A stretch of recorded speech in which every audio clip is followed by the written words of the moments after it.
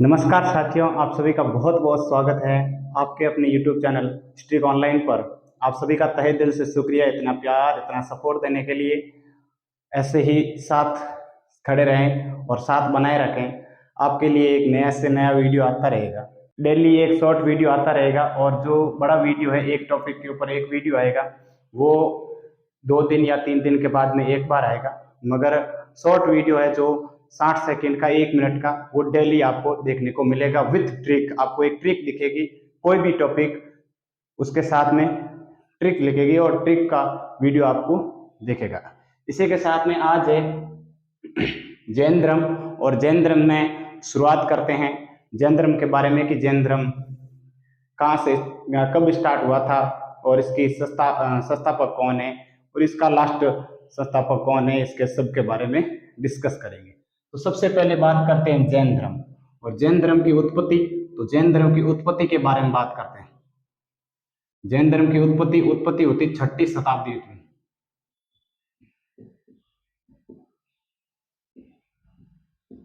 छठी शताब्दी के बाद जैन धर्म की क्या हुई थी? उत्पत्ति हुई थी। जैन धर्म का शाब्दिक अर्थ होता है जैन या जिन।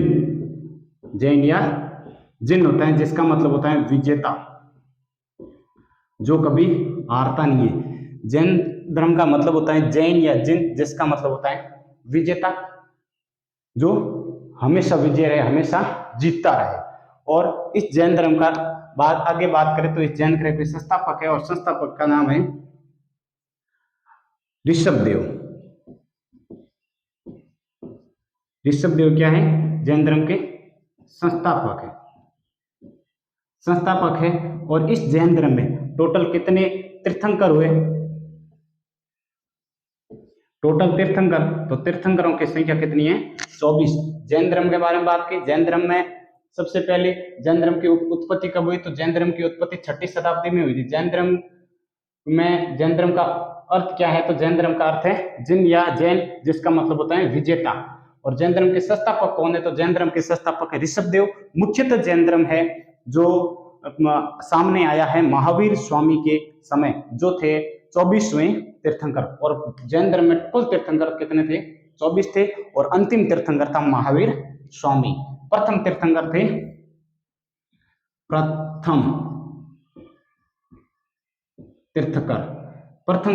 थे ऋषभदेव। और 23वें तीर्थंकर के बारे में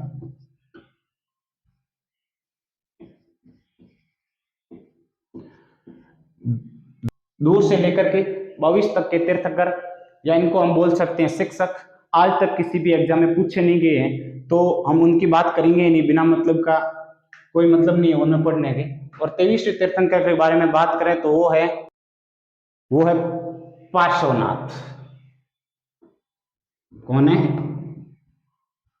पार्श्वनाथ।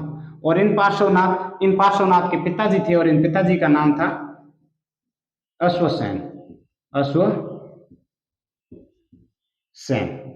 इन पार्श्वनाथ 23वें तीर्थंकर कौन थे? पार्श्वनाथ थे, और इनके पिताजी का नाम था अश्वसेन। इन पार्श्वनाथ ने 4 शिक्षाएं दी। कितनी शिक्षाएं दी? 4 शिक्षाएं दी। 4 शिक्षाएं कौन कौन सी दी? सबसे पहला सत्य बोलना,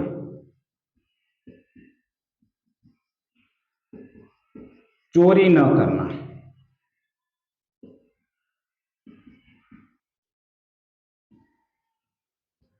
हिंसा न करना, और चौथी है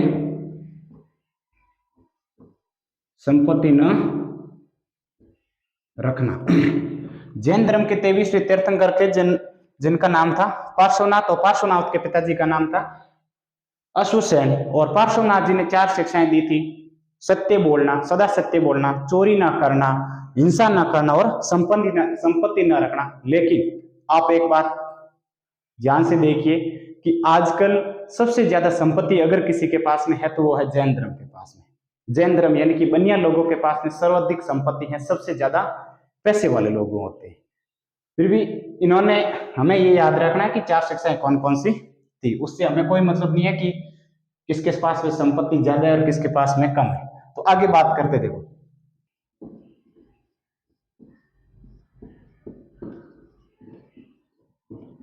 एक जैन धर्म में एक शब्द आता है अहर्त। बहुत बार एग्जाम में पूछा गया है कि अहर्त का मतलब क्या होता है जैन धर्म के अनुसार। तो अहर्त का मतलब होता है पूज्य, जिनको हम बोलते हैं बड़ा बड़ा होता है ना, उसको बोलते हैं पूज्य। और एक होता है जिन, जिन का मतलब होता है विजेता। अगला बात करते हैं महावीर स्वामी।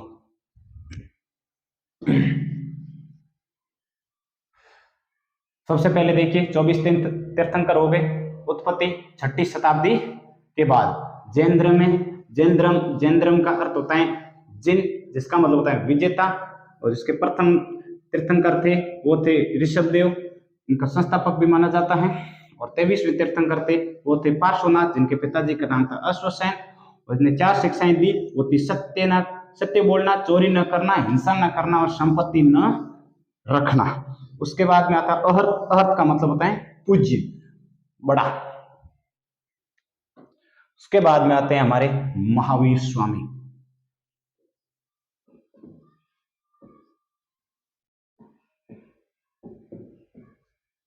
महावीर स्वामी, सबसे पहले बात करते हैं महावीर स्वामी का जन्म। तो जन्म के बारे में बात करें तो जन्म हुआ था 540 ईसा पूर्व। 540 ईसा पूर्व हुआ कहाँ है? कुंडग्राम। कौन सा ग्राम? कुंडग्राम, वैशाली। वैशाली कहाँ है? तो वो वर्तमान में है बिहार में, बिहार। महावीर स्वामी का जन्म हुआ था 540 ईसा पूर्व में कुंडग्राम, वैशाली, बिहार में। इनके पिताजी के बारे में बात करते हैं। पिता, माता, पत्नी,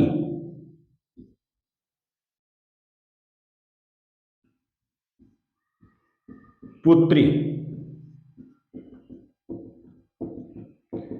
हम आगे बात करेंगे, यहां है महावीर स्वामी। और आगे बात करेंगे महात्मा बुद्ध, उनके हुआ था पुत्र और इनके हुए पुत्री। सबसे पहले पिता की बात करें तो सिद्धार्थ, एक यहां लिख दो आप, बड़ा भाई, दामाद,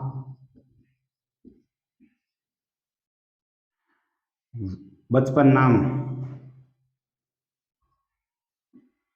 इनके बारे में। माता त्रिशला, माता त्रिशला। पत्नी यशोदा, पत्नी यशोदा। पुत्री प्रियदर्शना,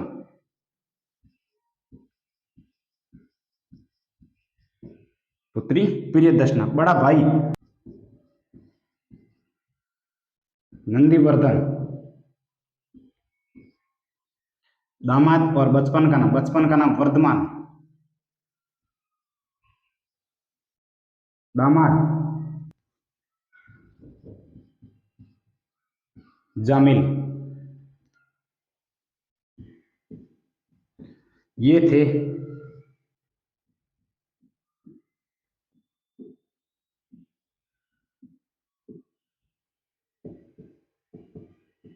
ज्ञानत्रिक कुल के सरदार। त्रिशला ये थी लिच्छवी, राजा चेतक की बहन। लिच्छवी राजा चेतक की बहन यशोदा, इनकी थी वाइफ। प्रियदर्शना ये था बड़ा भाई नंदीवर्धन। जामिल इनका था दामाद। वर्धमान इनके बचपन का नाम था। और भिक्षुणी, प्रथम भिक्षुणी थी वो थी चंपा। कौन थी? चंपा।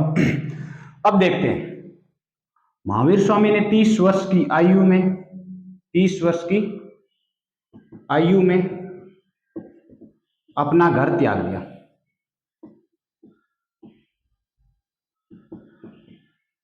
दिया। सच्चाई तो किसी को पता नहीं है, लेकिन किसी इतिहासकारों ने और कवियों ने अपनी कविताओं में कहा है कि अपने माता पिता के मृत्यु के बाद, यानी कि उनका देहांत हो गया, उस समय माता त्रिशला और पिता सिद्धार्थ का देहांत हो गया, उसके बाद में यानी कि जब घर में पुत्री प्रियदर्शना और पत्नी यशोदा के साथ में जब रात को सो रहे थे भगवान महावीर स्वामी जी, उस समय क्या हुआ कि इन्होंने घर को त्यागने का निर्णय ले लिया और उसी समय रात को वह चलते हुए रात को घर से निकल गए। तो फिर उसी समय जब घर से निकले थे उस समय इनकी आयु कितनी थी? 30 वर्ष थी। तो उससे आगे जाकर के इन्होंने 12 वर्ष तक कठोर तपस्या की। ऐसा माना जाता है कि जब भगवान महावीर स्वामी ने तपस्या की थी तो उसके आपने फोटो में देखा होगा कि भगवान महावीर स्वामी के बालों सिर के ऊपर घुंघराले बाल है, लेकिन वास्तव में वो घुंघराले बाल ना होकर के ऐसी तपस्या की थी कि सभी जो घेंगे हैं उन घेंगों ने अपना घर बना लिया था। वही घुंघराले बाल बन करके वही उनकी छाया करते थे, वही उनको धूप से बचाया करते थे। उसके बाद में इनको ज्ञान की प्राप्ति कहाँ हुई? तो रिज्जूपालिका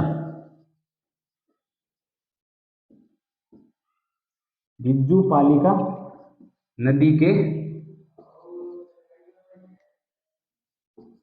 तट पर साल वृक्ष के नीचे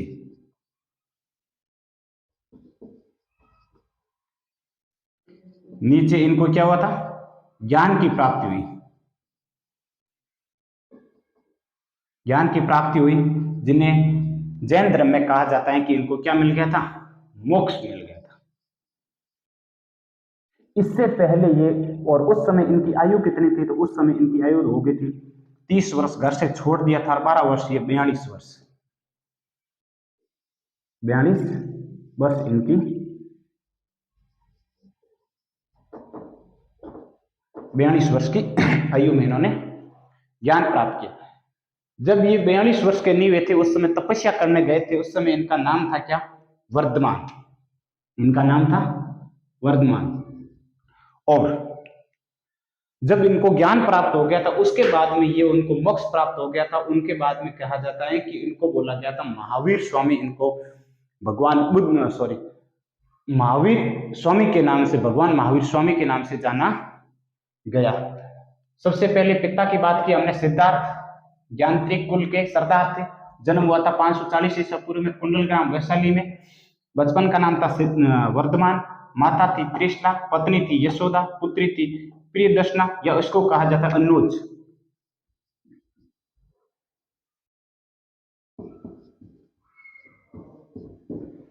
क्या कहा जाता? अनुजा।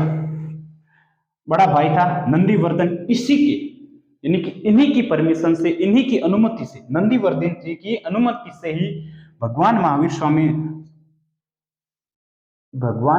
स्वामी ने क्या किया था? घर त्याग दिया था। वो घर त्यागा था कब? 30 वर्ष की उम्र में घर त्याग दिया था। उस समय इनका पहला शिष्य हुआ था, वो था इनका दामाद, और दामाद का नाम था जामिल। और बचपन का नाम हम बात कर ली, वर्तमान हो गया। और प्रथम भिक्षुणी यानी कि प्रथम महिला शिष्य की बात की जाए, बौद्ध धर्म में बोलते हैं भिक्षुणी, तो वो थी चंपा। अब अगला बात करते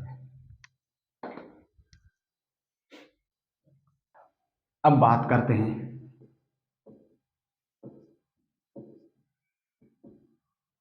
महावीर स्वामी। और महावीर स्वामी ने सबसे पहले प्रथम उपदेश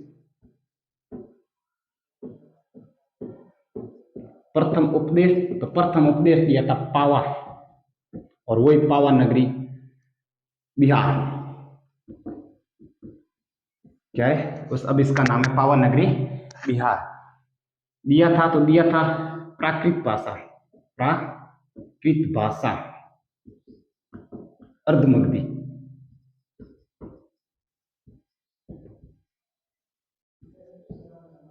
अर्धमगधी में दिया था, प्राकृत भाषा थी। प्रथम उपदेश दिया था पावा नगरी। अब आता महावीर स्वामी जी,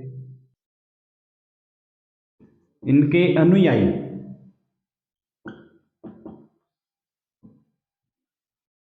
अनुयायियों को क्या कहा जाता है? तो अनुयायियों को कहा जाता है निग्रंथ। महावीर स्वामी जी के अनुयायियों को क्या कहा जाता है? निग्रंथ कहा जाता है। अब बात करते हैं आगे। प्रथम अनुयायी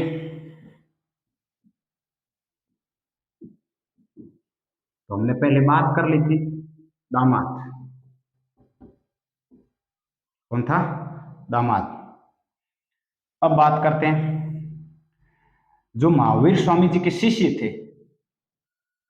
इन शिष्यों को महावीर स्वामी जी ने कितने गणधरों में बांटा? तो 11 गणधरों में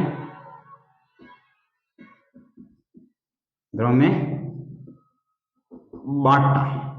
महावीर स्वामी जी ने क्या किया? सबसे पहले अनुयायी कौन था? अनुयायी को क्या कहा जाता है? निग्रंथ कहा जाता है। प्रथम अनुयायी उनका दामाद ही था। शिष्यों को 11 गणधरों में बांटा गया। अब अगला आता है, और प्रथम उपदेश दिया था पावा, और पावा कहाँ है? बिहार। अर्धमगधी प्राकृत भाषा में उपदेश दिया था। अगला आता है आपके देख, जैन धर्म का प्रथम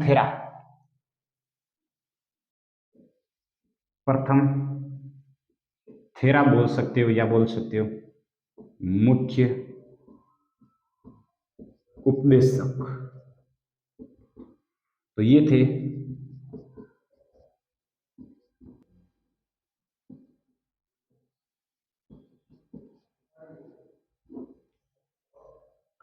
प्रथम थेरा या प्रथम मुख्य उपदेशक कौन था?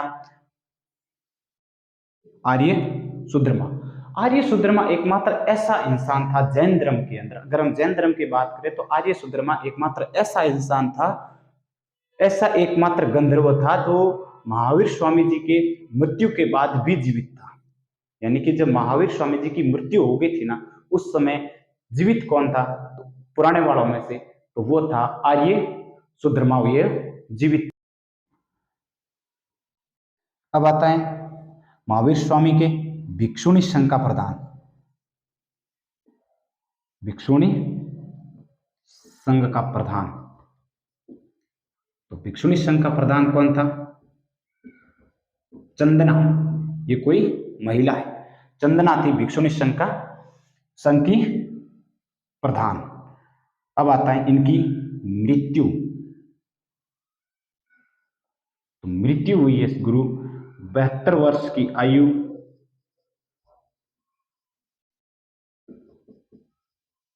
72 वर्ष की आयु में 468 ईसा पूर्व, 468 ईसा पूर्व, 72 वर्ष की आयु में 468 ईसा पूर्व पावा नगरी, पावा बिहार में इनका क्या हो गया था? निधन हो गया था, इनका स्वर्गवास हो गया था। 472 ईसा पूर्व 72 वर्ष की उम्र में 468 ईसा पूर्व में पावा बिहार में इनका क्या हो गया था? निधन हो गया था। जबकि जन्म हुआ था 540 ईसा पूर्व में वैशाली में, कुंडग्राम, बिहार। ये सब बातें हमने कर ली थी। महावीर स्वामी जी प्रथम उपदेश पावन नगरी प्राकृत भाषा अर्धमगधी में दिया। अनुयायी को निगृत काजर प्रथम जामिल था, वो दामाद था। शिष्य 11 गणधरों में बांटा गया था। प्रथम थेरा था या मुख्य उपदेशक था, तो था आर्य सुधर्मा। वो एकमात्र ऐसा व्यक्ति था जो महावीर स्वामी जी की मृत्यु के बाद भी यह जीवित था। यानी हम बता सकते हैं कि 468 के बाद भी यह जीवित थे, इनकी गाड़ी चल रही थी। भिक्षुणी संघ का प्रधान था, तो भिक्षुणी संघ की प्रधान थी चंदना। और इनकी मृत्यु के बाद में बात करें तो 72 वर्ष की आयु में 468 ईसा पूर्व में पावन नगरी में इनकी क्या हो गई थी? मृत्यु हो गई थी। और महावीर जी की मृत्यु होते ही जैन धर्म में 2 भागों में बंट गया। जैन धर्म 2 संप्रदाय बोल सकते हो आप, संप्रदायों में बंट गया या डिवाइड हो गया, बंट गया। पहला था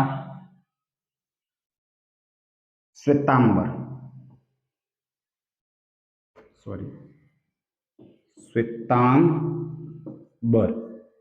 और दूसरा था दिगंबर।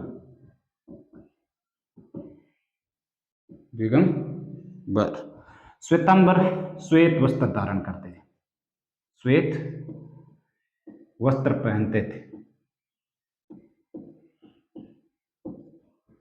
श्वेत वस्त्र पहनते थे वो थे श्वेतांबर। इनका था स्थूल भद्र।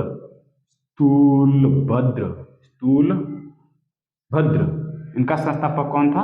स्थूल भद्र ये था संस्थापक। संस्थापक कौन सा पक? संस्थापक।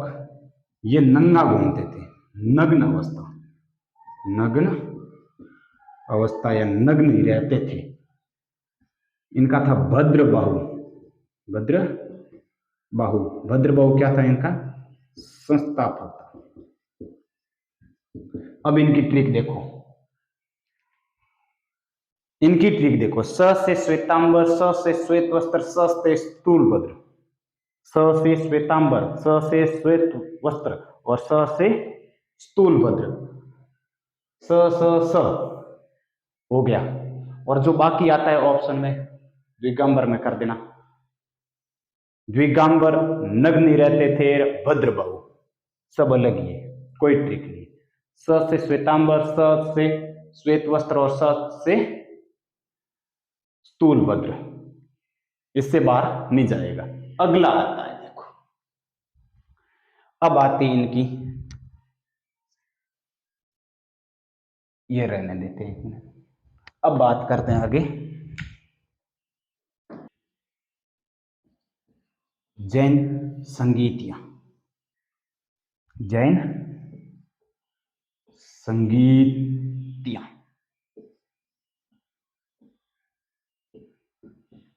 जैन संगीतियां, तो जैन धर्म में कितनी संगीतियां हुई थी? तो जैन धर्म में 2 संगीतियां हुई थी। प्रथम हुई थी 300 ईसा पूर्व। 300 ईसा पूर्व कहां हुई थी? तो पाटलिपुत्र। कौन सा पुत्र?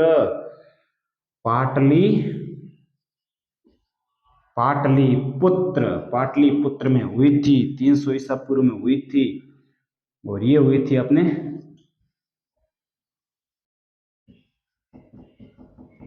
स्थूल भद्र की अध्यक्षता में। अध्यक्ष कौन था? अध्यक्ष था स्थूल भद्र, इनका अध्यक्ष था। अगली आती है 6ठी शताब्दी ईसा पूर्व।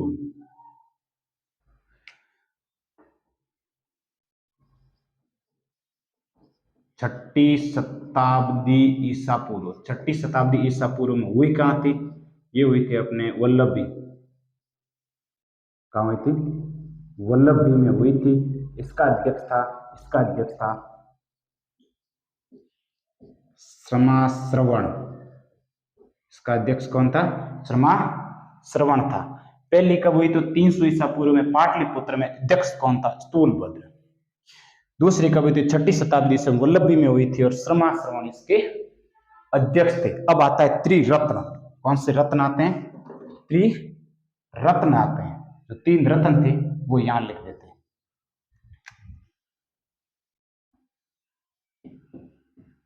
जैन धर्म में त्रिरत्न है। सबसे पहला, सबसे दूसरा, सबसे तीसरा। सबसे पहले आते हैं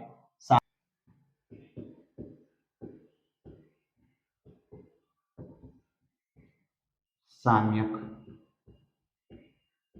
दर्शन। साम्यक आचरण। बस कुछ भी जानना।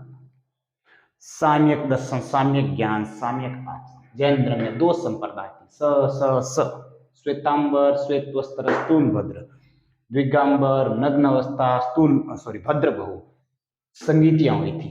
जैन संगीतियां 300 पाटलिपुत्र स्थूल भद्र, 300 पाटलिपुत्र स्थूल भद्र, 600 वल्लभी श्रमाश्रम, 600 वल्लभी श्रमाश्रम। 6ठी शताब्दी बोलो या 600 बोल दो। 300 से 600, 600 से वल्लभी से पाटलिपुत्र, और पाटलिपुत्र पड़ता है आपके वल्लभ ये पड़ता है गुजरात में। जी जी गुजरात में। और इसके थे श्रवण। कौन सा? श्रवण। त्रिरत्न साम्यक ज्ञान, साम्यक दर्शन, साम्यक आचरण। आगे बात करते हैं। अगला बात करते हैं, अगला आ गया 5 महाव्रत। महाव्रत। और महाव्रत कितने हैं? महाव्रत हैं 5। महाव्रत हैं 5। कौन कौन से है 5? तो पहला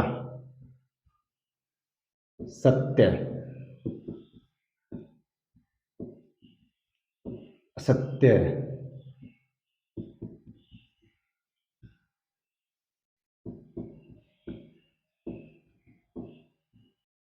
अहिंसा,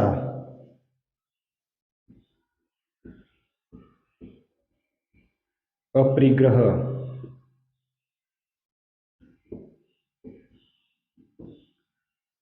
ब्रह्मचर्य।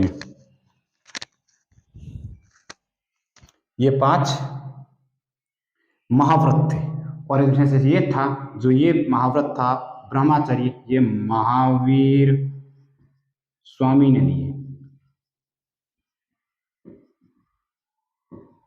5वां जो है ब्रह्मचर्य वो है महावीर स्वामी ने दिया। बाकी अपने कोई नहीं पूछा। सत्य, असत्य, अहिंसा, अपरिग्रह, ब्रह्मचर्य, 5 महाव्रत हो गए। इसके अलावा कुछ नहीं पूछते, बस इतना पूछते हैं महावीर स्वामी ने कौन सा दिया, तो ब्रह्मचर्य। अगला बात करते हैं। अगर कोई आवाज में प्रॉब्लम हो गई हो तो क्षमा चाहता हूँ। अब मुझे तो पता चल नहीं रहा है, लेकिन अगर कोई दिक्कत आ रही है तो क्षमा चाहता हूँ। मुझे लग रहा है कि आवाज बरोबर आ रही है। अब आपकी जो प्रॉब्लम थी, समस्या थी कि आवाज में बाकी बैकग्राउंड बहुत ज्यादा आ रहा है, तो अब शायद नहीं आ रहा है, बहुत अच्छी तरीके से स्पष्ट आवाज आ रही होगी। अगर आवाज क्लियर आ रही है ना, तो आज कमेंट में यस या नो लिख देना कि आवाज क्लियर आ रही है। अगली बात करते हैं महावीर स्वामी जी के बारे में। सबसे पहले अब हो रहा है क्या, जैन धर्म। जैन धर्म जो है आत्मा को मानता, आत्मा को मानता है।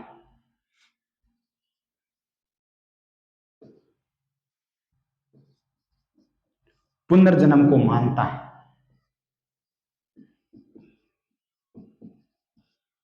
क्रमवादी को मानता है, यानी कि जो किस्मत में लिखा होगा वो तो वो कर रहेगा, ये मानता है। जैन धर्म में आत्मा है, ठीक है, आत्मा को मानता है, पुनर्जन्म को मानता है, क्रमवादी को मानता है। अगला आता है जैन धर्म के बारे में।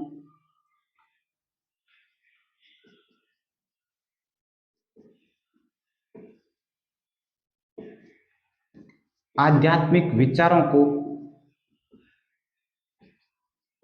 सांख्य दर्शन कहा जाता है। आध्यात्मिक विचारों को सांख्य दर्शन कहा जाता है।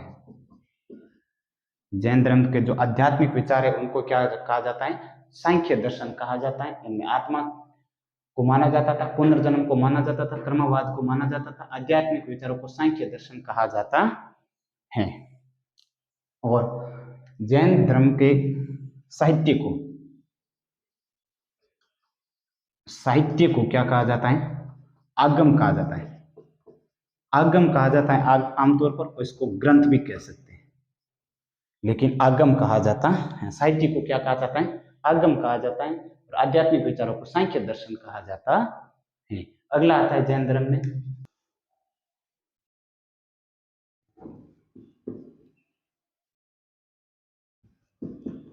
गौतमेश्वर की मूर्ति। गौतमेश्वर की मूर्ति, गौतमेश्वर की मूर्ति कहाँ है, तो गौतमेश्वर की मूर्ति कर्नाटक के श्रवणबेलगोला में।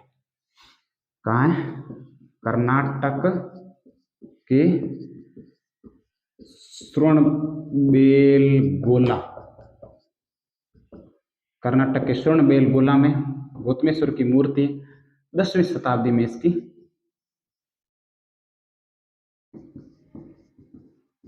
निर्माण किया गया।